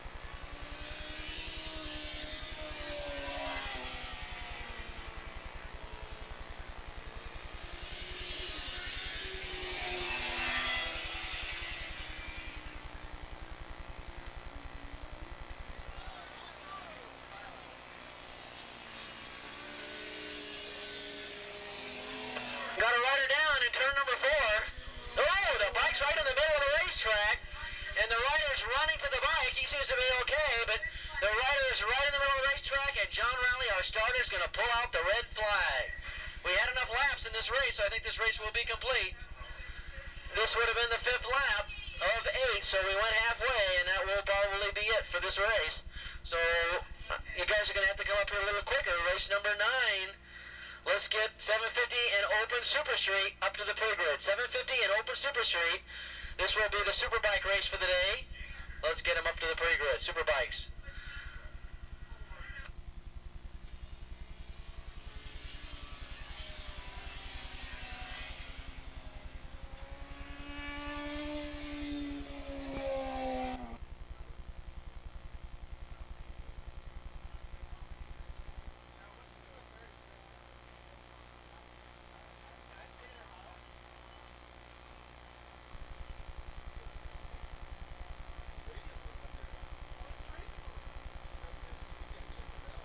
Okay, James Dumais coming up late into the grid area.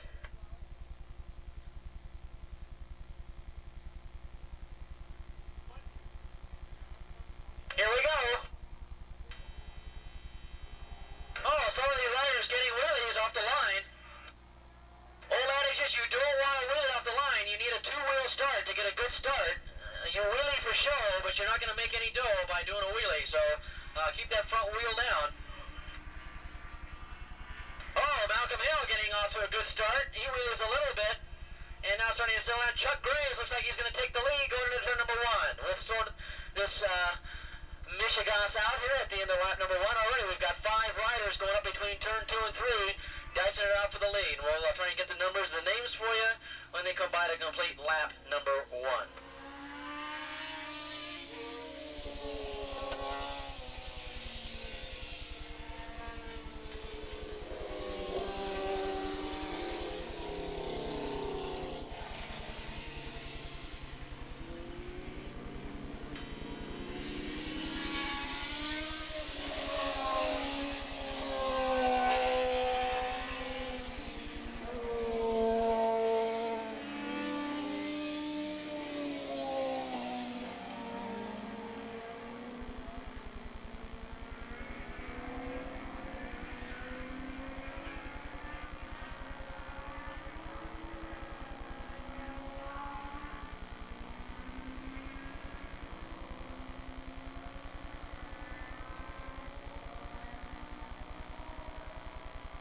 Here they come, 150 miles an hour. It's Toland, Kopecky, and Eric Johnson with, looks like Vogel running in 4th spot. And Eric Johnson, the rookie this year, having his hands full with the 2 veterans out there. With Kopecky and Toland, who put miles and miles on this racetrack. But look at this. This isn't scaring Eric Johnson one bit. Look at this guy. He's still up there in 2nd and 3rd spot, battling it out with Toland. And Toland's got to be thinking, who is this kid? Eric Johnson up there battling amongst the leaders as they go into turn number 3.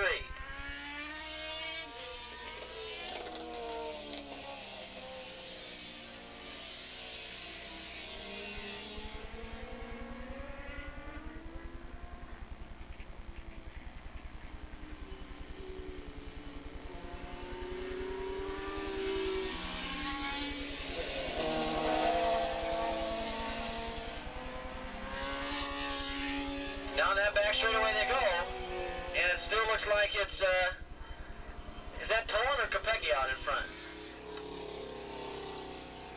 It looks to me as though Kopecky's in third, so that would be Toland out in front, and Johnson probably right in there as well. We'll try and pick him up for you. 9 and 9.95. Let's check it out. Here they come, and it's Toland out in front. Look at this. The rookie's running in second spot now ahead of Kenny Kopecky. Vogel running in fourth spot. Then comes Siegel in fifth spot.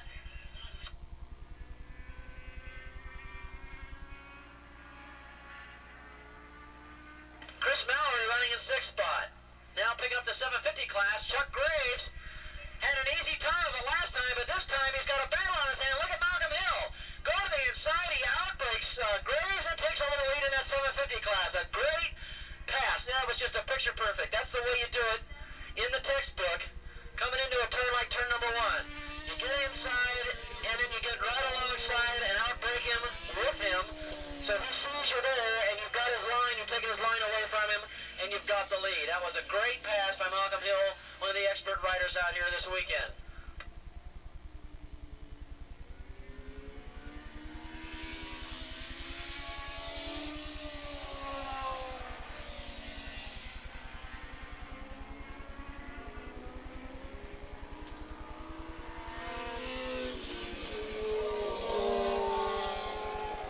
This is Toland and Johnson, and this is the veteran versus the raw recruit green rookie out there, Eric Johnson. And boy, that Eric Johnson pit's got to be ecstatic. Look at this. They're keeping Doug Toland not only in sight, but we may have a pass on our hands if he can get a good drive off at 9, but he's not going to. Toland's going to hold him off. But Johnson holding his ground about 10 yards behind him. And then dropping back now is Kopecky, Vogel, Siegel. They're all dropping farther and farther back. In fact, Chris Mallory now is going to take over fifth position as your leaders now head into turn number 2. Here comes the 750 class.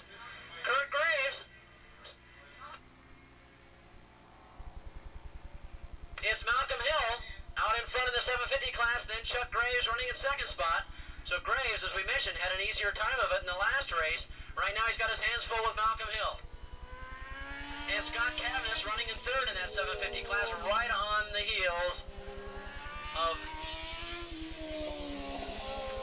Chuck Graves running there in second spot. Your leaders are down the hill into turn number 5. That's the spot that Vreeke fell.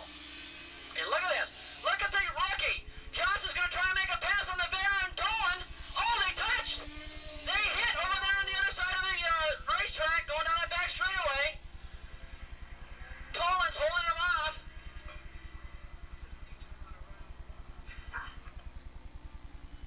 And that touching the handlebars, that you could say Toland's teaching the youngster how to ride, but I don't know if he needs any teaching.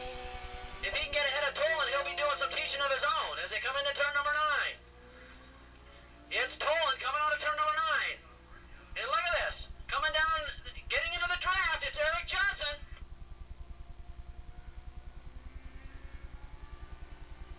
We're at the halfway point, heading into turn number 1. Oh, look at this. Johnson's going to try and make a move on the outside. Got a rider down in turn number 9, kicking up some dust. A rider down in turn number 9. The rider's up and okay.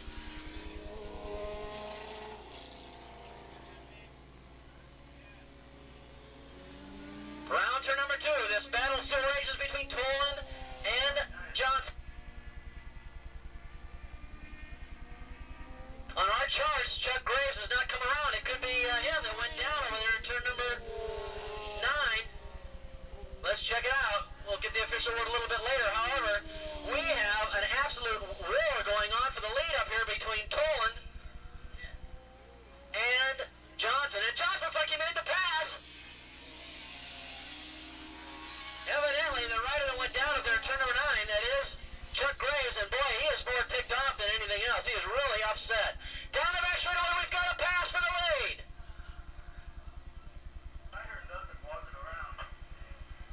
Evidently, that rider is up and walking around, so he seems to be okay, but his motorcycle definitely has some damage to it. Coming up on some lap traffic now, it's Toland and Johnson. And they swing wide out of turn number 9 to get their heads down, right down on the tank. Toland looks around to see where Johnson is, And Toland now starting to pull away a little bit.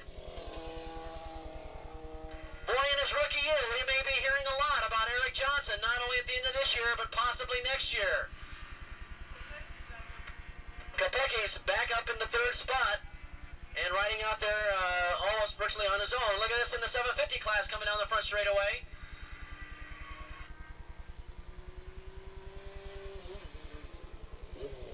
It's still Malcolm Hill with Scaveness right on his rear wheel, with James DeMay in third in that class, 9th overall, as they head around turn number 2.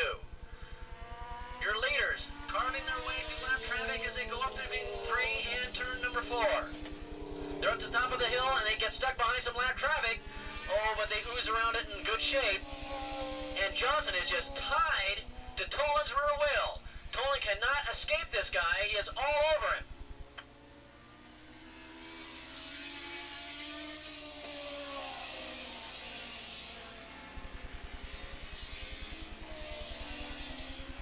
Down that back straightaway they go. These bikes getting up to speeds of about 150 miles an hour.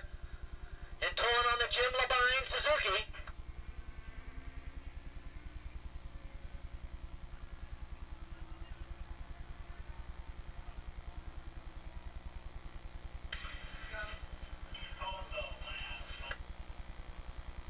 There comes Toland out in front. As we mentioned on that Jim Labine Suzuki, Eric Johnson, the 24-year-old rider out of San Diego, on the Bruce Lekowski Revs Unlimited Suzuki.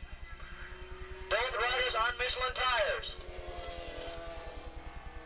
Let's call up the last race of the day. 450-600 modified production. 450-600 modified production up to the pre-grid, please.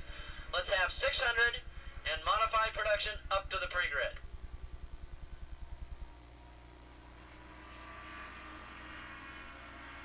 Malcolm Hill now, first in that 750 class, finds himself 5th overall as he heads into turn number 1 and into 2. Your leaders, however, Toland and Johnson,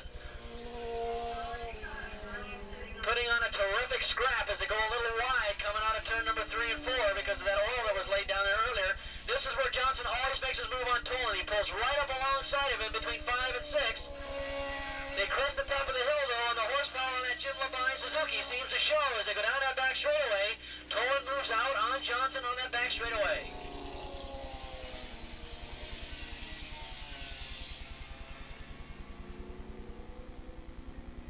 We're going to have 1 lap to go when they come by this time. Let's see if Johnson's got anything left in that Bruce Lekowski Suzuki.